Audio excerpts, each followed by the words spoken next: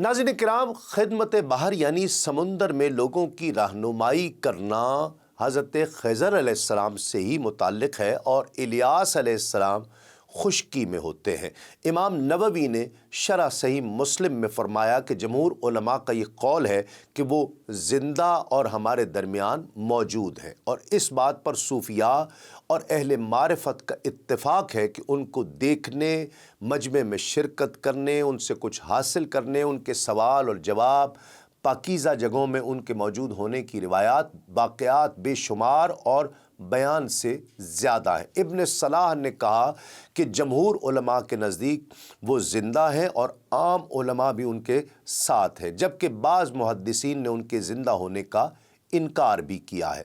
امام نووی نے مفسر سالبی سے بیان کیا ہے کہ حضرت خضر علیہ السلام اکثر اقوال کے مطابق عمر دراز نبی ہیں، اکثر لوگوں کی نظروں سے پوشیدہ ہیں۔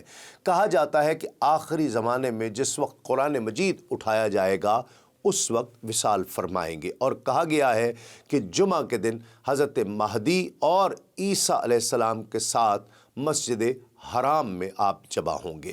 اسی طرح تفسیر خازن میں ہے، اور اکثر علماء اور مشائخ صوفیاء اور اصحاب عرفان کا اس بات پر اتفاق ہے کہ حضرت خضر علیہ السلام زندہ ہے۔ شیخ ابو عمرو بن صلاح نے اپنے فتاویٰ میں فرمایا ہے کہ حضرت خضر جمہور علماء اور صالحین کے نزدیک زندہ اور موجود ہے۔ یہ بھی کہا گیا کہ حضرت خضر و الیاس دونوں زندہ ہیں، اور ہر سال زمانہ حج میں حج کے موقع پر ملتے بھی ہیں۔ یہ بات بھی اسی میں منقول ہے کہ حضرت خضر علیہ السلام نے چشمہ حیات میں غسل فرمایا اور اس کا پانی پی لیا۔ اسی طرح تفسیر ساوی میں ہے کہ حضرت خضر علیہ السلام حضور خاتم النبیین صلی اللہ علیہ وآلہ وسلم کی زیارت سے بھی مشرف ہوئے، اس لیے یہ صحابی بھی ہیں۔ ناظرین کرام، آب حیات سے متعلق بہت سے اختلاف پائے جاتے ہیں۔ بعض لوگ اس کو ایک افسانے کے علاوہ اور کچھ نہیں سمجھتے، کیونکہ آب حیات کا تذکرہ نہ قرآن مجید میں ہے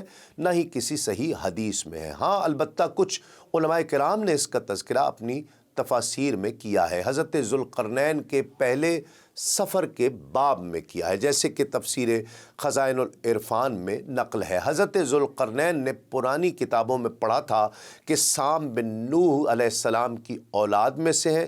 ایک شخص چشمہ حیات سے پانی پی لے گا تو اس کو موت نہیں آئے گی، اس لیے حضرت ذوالقرنین نے مغرب کا سفر کیا۔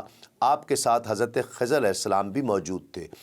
وہ تو آب حیات کے چشمے پر پہنچ گئے اور اس کا پانی پی بھی لیا، مگر حضرت ذوالقرنین کے مقدر میں نہیں تھا، وہ محروم رہے۔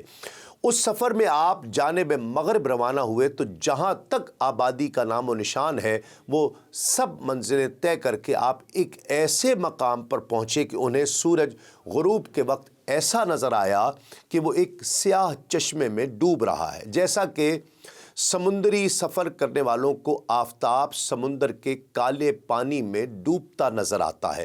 وہاں ان کو ایک ایسی قوم ملی جو جانوروں کی کھال پہنے ہوئے تھی، اس کے سوا کوئی دوسرا لباس ان کے بدن پر نہیں تھا، اور دریائی مردہ جانوروں کے سوا ان کی غذا کا کوئی دوسرا سامان بھی موجود نہیں تھا۔ یہ قوم ناسک کہلاتی تھی۔ حضرت ذوالقرنین نے دیکھا کہ ان کے لشکر بے شمار ہیں اور یہ لوگ بہت ہی طاقتور اور جنگجو ہیں، تو حضرت ذوالقرنین نے ان لوگوں کے گرد اپنی فوجوں کا گھیرا ڈال کر ان لوگوں کو بے بس کر دیا۔ چنانچہ کچھ تو مشرف و ایمان ہو گئے، کچھ آپ کی فوجوں کے ہاتھ قتل ہو گئے۔ اسی طرح تفسیر خازن اور شیخ ابو عمرو بن صلاح نے اپنے فتاویٰ میں فرمایا کہ حضرت خضر اور حضرت الیاس جمہور علماء اور صالحین کے نزدیک زندہ ہیں اور ہر سال حج کے موقع پر ملتے ہیں، اور یہ کہ حضرت خضر علیہ السلام نے چشمہ حیات میں غسل فرمایا اور اس کا پانی پیا بھی تھا۔ بس آب حیات یا چشمہ حیات کی اتنی حقیقت ہی کتاب میں لکھی گئی ہے، مگر اصل حقیقت تو اللہ ہی بہتر جانتا ہے۔